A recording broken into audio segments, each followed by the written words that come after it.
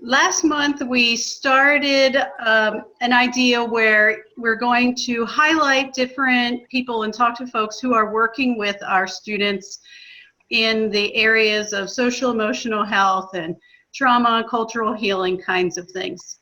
So this month, we are talking to Joe Hudson, who I had the pleasure of working with in the last school system where I worked. And I'm going to let Joe introduce himself. And then Joe, if you could just talk a little bit about the students you work with, what you're seeing, and anything that you think is important for teachers to know when working with our students as far as trauma and social emotional health go. Okay, hi, my name is Joe Hudson. I'm the Latino Liaison for the Annapolis Police Department.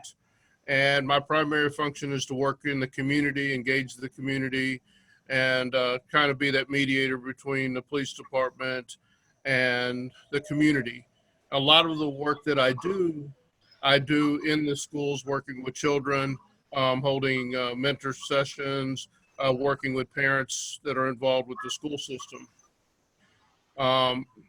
So I kind of want to take two different paths here right now and talk about what I'm seeing recently, and then talk about how that also combines with the kids that have been here. And right now we're seeing a lot of kids coming into the county, in Annapolis and Anne Arundel County. And the thing that they all have in common is they're coming up with a lot of trauma. That trauma is generated in their home country, with the amount of violence that's happening, the poverty that's is in their home countries, and then that journey coming up. So this past week, I actually worked with two different kids, and one of them was an 11-year-old girl who is from El Salvador. They paid a coyote to bring him up. It was her and the mother. And so their first night, as they crossed over into Guatemala and they crossed into Mexico. And that first night, they were in the back of a truck with 7 other people. And the coyote's driving them up. And that first night, a rival cartel stops the truck, pulls everybody out at gunpoint, starts shooting out the windows of the car, and they start trying to take everybody's cell phones and money, what little money they had and everything. And they ended up shooting the guy that was next to this little girl in the back of the head. The little girl starts screaming. They're yelling at her, saying that she needs to be quiet or they're going to kill her. They put the guy in the trunk that they had shot, and they tried to put the little girl in there. And just a horrible, traumatic experience. And that's typical for a lot of these kids that are coming up, or even the adults that are coming up. And sometimes, excuse me, on the way up, they may fall prey to a victim of sex assault, prostitution. They might be put into a factory to work. And at night, they sleep in what's called safe houses, and you might have 100 people stacked into the house. And it's a very traumatic experience, especially if you're a child that's traveling by himself or herself. And then when they get to the border, I've talked to kids that were in immigration detention for up to 5 months. And those things that emotionally we're not prepared to deal with. So that's just a little sampling of what happens when they come up. And then they have to get established here. And then when they get into the schools, most of them are placed in the ESOL. But because a lot of our kids have a broken education, they might be 14, 15 years old with only 2 or 3 years of schooling. So, but because you can't put them in the second grade because of their age, they're in these advanced classes. They don't have an idea of what's going on. So they struggle there, and the teacher doesn't speak Spanish. They don't speak English. And so they struggle. So that trauma just continues to carry forward. Right now, because of the political situation and not knowing what's going on as far as immigration, we also have that fear that our parents may be deported. And if they're deported, then the child is deported as well because they have no one to stay with. But what a lot of people don't realize is that even kids that were born here, but they have parents undocumented, they too live with that fear because as that's being discussed at the dinner table or the family and while the parents are discussing that at night, the child's hearing that. And so he becomes worried and frightened. What happens if my parents get picked up? Because they're going to go too, because even though they're U.S. citizens, they don't have anybody that they could stay with here. And so all those things just kind of build up. So how would teachers know when they're in the classroom? I think our middle school, high school teachers are a little more aware because of the things that have been in the news and understanding the older students who are coming by themselves and experiencing trauma. But I honestly don't think elementary teachers are as aware. We like to think that nothing bad happens to young children. So what could teachers be looking for, listening for, just being aware of, so they know if something like that is impacting a student in their class? Well, the first thing we need to do is engage the student. You know, if we took that student and said, all right, if this is my son and this is his first day in school, how would I want the school to work with my child? What a lot of times I see is that we don't take the parents and the kids and give them a tour of the school, have them meet the teachers. And so we just kind of say, we enroll them, we take the parents, tell their child goodbye, and then we kind of stick the kid in the class. And so he doesn't know anybody. It's a new surrounding for him. It's a new structure. I mean, a lot of kids that I've talked to, the schools aren't as nice as what we have here. And they're also not safe because gangs can come in and out of schools, especially up in the more remote regions. It's not uncommon for gangs to come in, pull a bunch of kids out and say, you know, I need you to go do this. So there's probably a little bit of fear there as well, especially if they're like 4th and 5th grade, because they may have experienced some of that.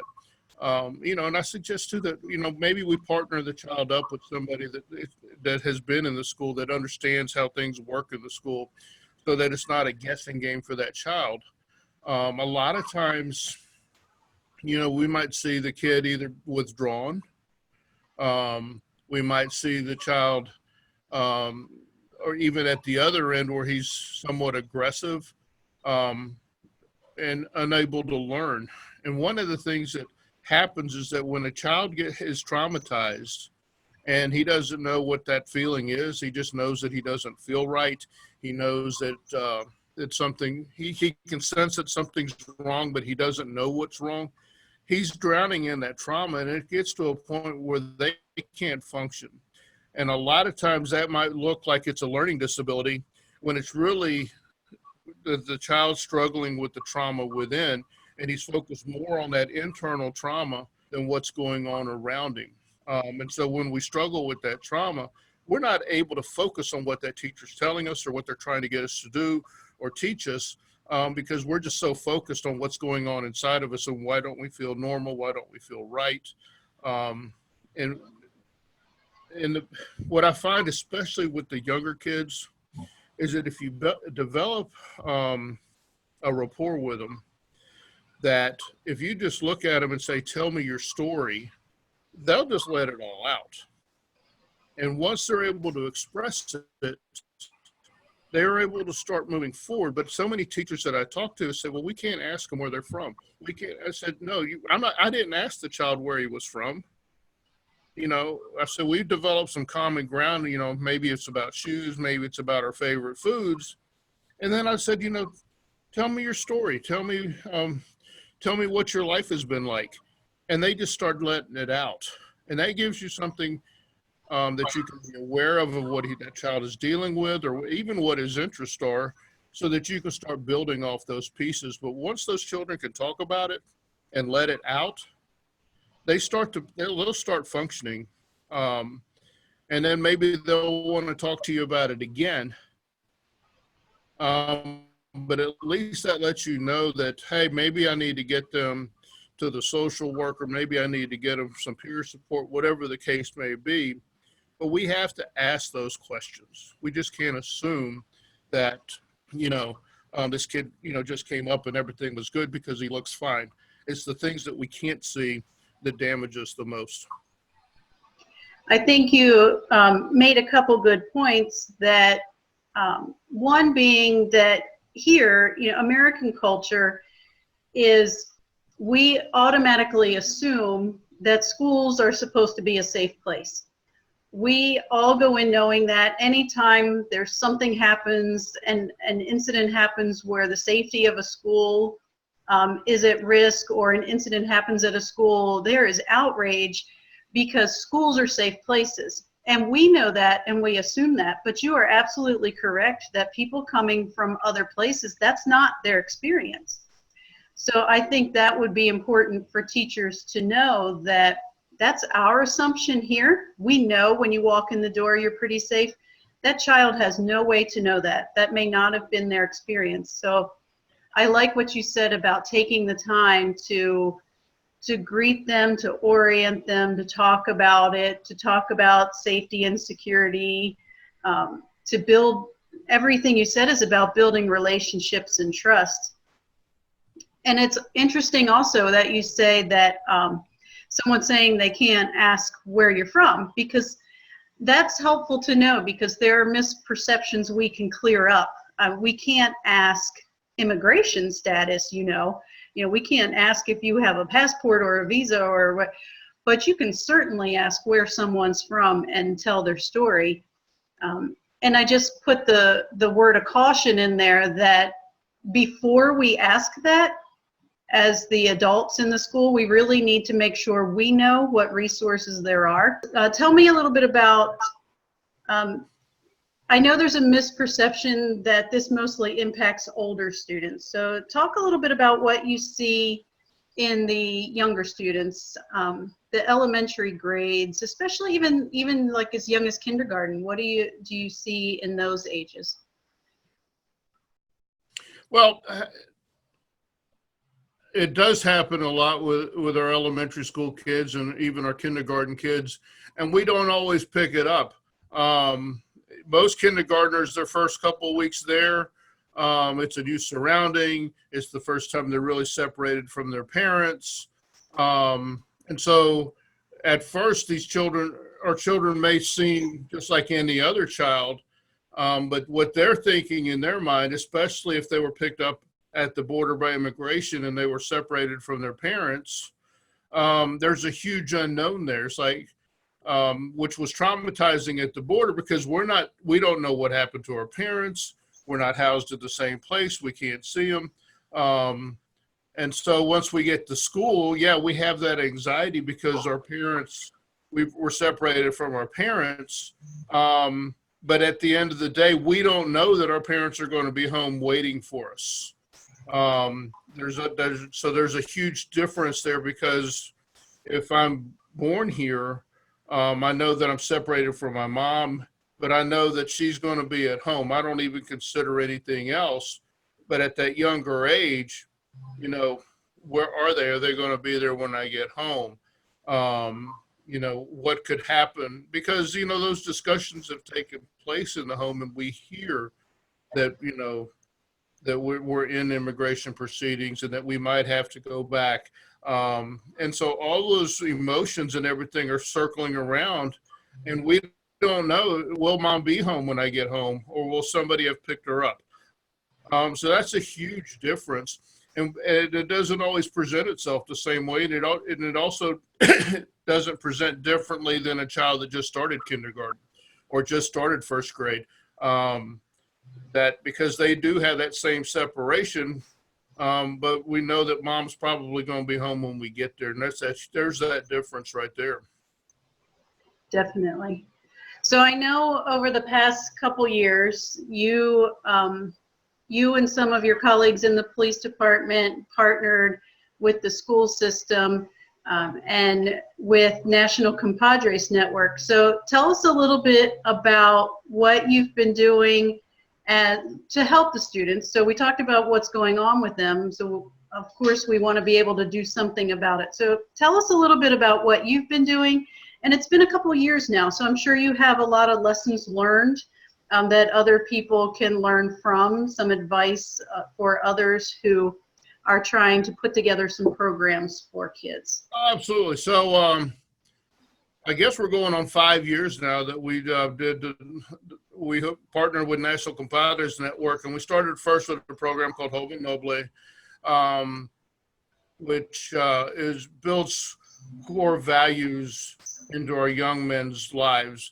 And the program itself was for ages 14 to 21. And we started running it right after we got trained, and we were excited. And we started seeing a lot of value in the program. Teachers were coming back and saying, "Hey, what's going on? Why, what did you tell this kid?" Our parents were calling us saying, "Hey, I see a change in what my son's behavior."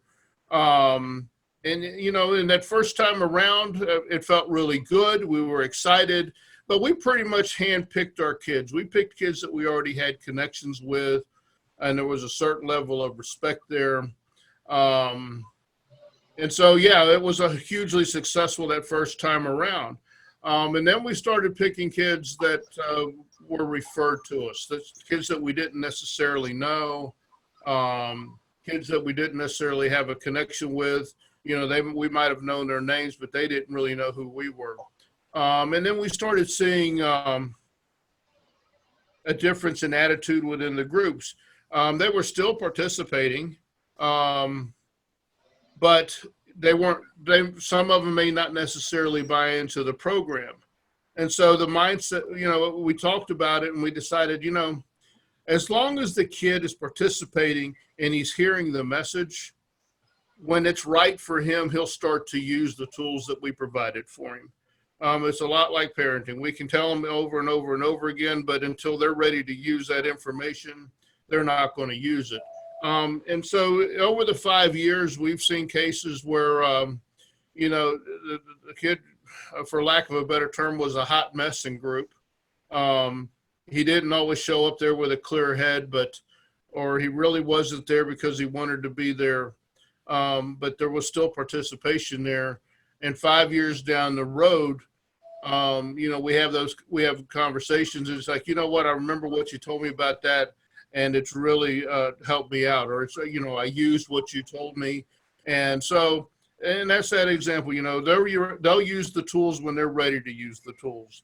And so from that point, it's been hugely successful. The next year we added a program for the girls called Zanachli, which is the girls program. And the girls are really excited about it. And then we added a component, where we do Cara Corazon, which is the family strengthening program. And that's probably the most enjoyable program because we'll get parents in there, and a lot of times they don't know each other when they get there. But when we start having conversations, they'll say, I've had that problem and I tried this and it didn't work. And they start talking amongst themselves about the problems that they're having, and they're able to start helping themselves, which is huge. And it makes those connections. We're running the programs for Latino youth. We normally run them after school. This last year, we started a new thing where we run the girls in one room, the boys in another room, and the parents in another room, and we do it all at the same time. So it's truly, the family can come out and all participate at their level. But we're running it in schools. We have a school here, which is, I don't want to say disciplinary school, but it is, because when they don't know what to do with the kids in the regular school, they send them over to this other school, and we've been running the program there. Out of that, I called California, which is where this program is based out of, and I said, you know what, I have a lot of elementary school kids that are struggling. I have a lot of elementary schools that are showing gang tendencies. And so what happened, I said, I need an elementary school program. So we hashed it out over the phone over a couple of hours, and now I run an elementary school program, which is based on our 14 and up program. But the difference is it's a lot more visual. So if we're talking about anger management, I talk about the boys being fire and the girls being water.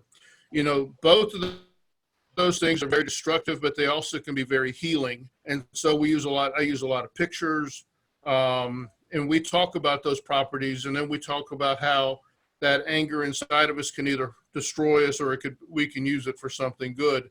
And it works. We talk about stereotypes, and I have a picture of a 67 Cadillac that's brand new, and I have a picture of a 67 Cadillac the exact same color, but it's been in the garage for 20 years. And I said, so which car do you want?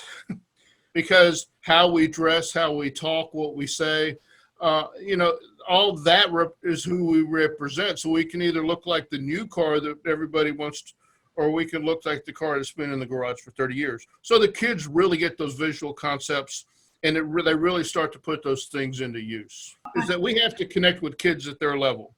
I'm old, my knees don't work like they should, but I just had a class this last year that the kids love to dance. And so they challenged me. And so every day that I would go in there, we would do a dance. And that ends up being my best class because they bought into me because I'm willing to do all those dances that they do. And I don't know what they're called, but we do them. I want video of that. They have videos of that. But, so we have to figure out how to meet that kid at that level and where they are and connect with them the way that they are thinking. When you already have a relationship with students where you started in the beginning, and you can take it further in the group. And I like the comparison to students you're just meeting, because that is all the evidence that the relationships matter. And it takes time. It takes time to build trust. Absolutely. The more someone has experienced, the more time it's going to take. So you're right. If they're there, they're present, you're not going to see, a miracle transformation in 8 weeks for every student that comes through your door. But they know there's somebody to reach out to. They know who you are. Even if they act like they don't like you at all, they know inside that if it came down to it, they could walk in your door and you would be there. And that's where you start. And hopefully eventually they come back and they come around and they remember what you said. So I also like the new program that's bringing the parents together, because not only are they meeting you as the resource and the other facilitators of your groups, but connecting with each other. I know a lot of times the families are pretty isolated because of the hours that they work, or transportation issues, communication issues, parenting, and it's hard. So to meet other parents who have similar experiences and backgrounds and help them be a stronger community is only going to give everybody just that one more layer of support. So I love that they're starting to come together. Absolutely. And even in the American culture, we've almost lost the ability to talk to our kids. And so, and especially in our Latino households, our parents are still very traditional, but our kids, because of what they listen to on the radio, what they're watching on TV, their involvement in school, they become Americanized very quickly, and we have that clashing of cultures.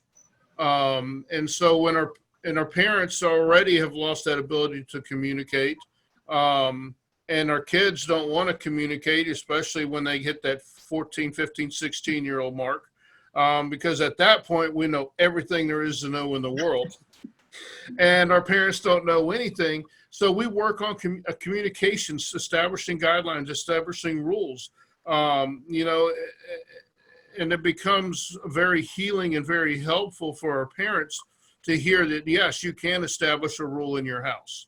I can't even imagine. Parenting is hard enough, when you're speaking the same language and you know the culture and you know what's going on for your kids. I can't imagine trying to learn the culture, juggle the culture, all the influences and the communication issues. So great things to be teaching families. One thing we mentioned briefly, and just kind of in passing, about the role working with the school system. So I know from working with you when I worked in that school system that it's a great cooperative effort between the police department and the school system. So I wanted to give you a chance to highlight that a little, because I think it's a great model.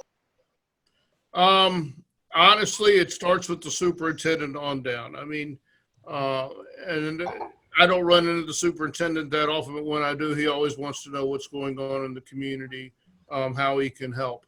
But the people that I rely on a daily basis are the bilingual facilitators in the schools. We collaborate pretty much every day, going back and forth. If I see a kid in the community that's struggling, I'll give them the heads up. If they run across a kid that, in the school, they'll give me the heads up. And a lot of times we'll team together and we'll talk to the parents, we'll talk to the kids and go back and forth. Teachers and social workers within the schools, just communicating with them. I get calls from teachers and stuff all the time. I have this kid and I don't know what to do with him. And the biggest thing with that is I want to tell you is that we need to reach out as soon as we don't know what to do. Reach out, gather your resources, know who they are. And as soon as you start seeing that you're not connecting with a kid or you're worried about a kid, reach out to those resources and let everybody start coming in on the one end. You can never have too much help. Getting really invested in a kid, we all do it, is good. And we feel good about being able to help those kids. But when we're working with kids that are heavily traumatized, that trauma can be transferred onto us. And if we don't watch what we're doing and recognize, hey, I'm starting to carry this child's trauma or this group's trauma, we need to seek help for ourselves. And there's another piece that I want to add into that. And a lot of times I run into people and I said, well, mental health really is accepted in the Latino community. Whenever I talk to mom about mental health, she shuts me down. And I run into that myself, except I don't talk about mental health anymore. I say, hey, your son, your daughter has expressed to me that she has these emotions that she really doesn't understand or doesn't know what to do with. And at that point, I think it's best if you go talk to this doctor. Mental health never has to come into the conversation. That's really a biggest takeaway that I want everybody to know is that, yeah, we can talk to the community about that. We just have to phrase it in a slightly different way. Right. And I would I want to challenge schools and communities to work together to support their teachers because, like you're saying, individual teachers get these little tidbits of information all throughout the day, every day. Yep.